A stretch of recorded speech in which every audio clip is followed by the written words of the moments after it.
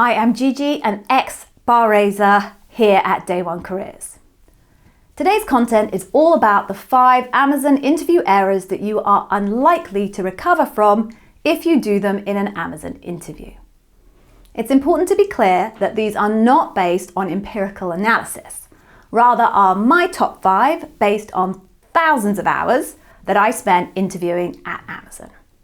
So the first one is what I call talking at 10,000 feet. Amazon is a completely data-driven organization.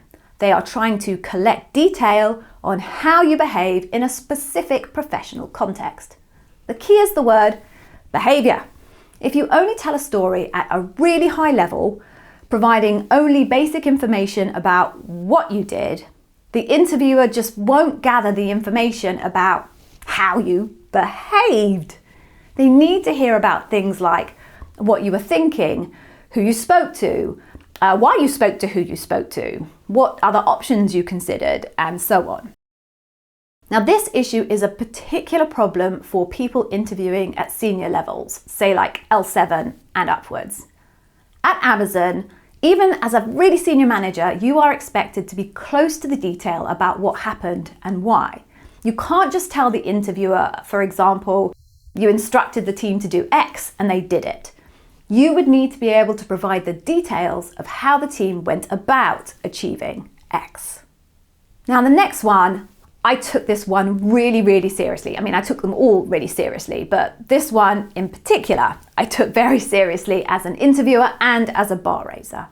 And it's don't denigrate your previous employer or specific individuals in your previous companies. Now, many people have poor experiences, either with an employer or with a colleague, but honestly, do not denigrate them. It is absolutely fine to say you found the environment difficult, or the environment wasn't for you, and therefore you left, or you found a particular relationship challenging. That explains some context, which is probably going to be quite important when you're answering a particular question. But that's it. Don't criticize people, don't insult people, especially don't call people names. That really sends up immediate earn trust red flags. Because the truth is, when you get into Amazon, should you get into Amazon, you're probably going to come across people that you just don't get on with. Obviously, there's so many people that's going to happen. And if the interviewer gets a sense that you would speak about that individual or maybe even Amazon in the same way that you have just spoken to them about your previous employer or previous colleagues, I promise you that is going to be a major problem. So don't denigrate your previous employer or any colleague. Okay, next one, kind of a similar issue. Don't show pride in delivering results through, let's call them, ethically questionable decisions. Now, there are often ways to achieve a result by bending the rules a bit or a lot. It happens. Some people choose to do it, some people don't. It's not something that people in Amazon would be particularly impressed with. So don't do it. You know, if you did something that got you somewhere and actually on reflection, although it got you the results, but really you would prefer that you hadn't made that choice, I mean, that's probably okay to say, because that's being vocally self-critical and you've learned something from it and you wouldn't do it again. But honestly, don't ever show pride in ethically questionable decisions. Okay, next one. This is also important. Do not have inconsistent narratives between one interviewer and the next. Tell your story consistently, because what's going to happen is everybody's going to document and write down what you say. Then everyone is going to read what they documented. Then everybody is going to discuss what they read that was documented that you said. So, if you are inconsistent, that will surface. And what it will do is it will just cast doubt about the truthfulness and the credibility of one or both of those narratives, and in fact, maybe all of your narratives. So be consistent.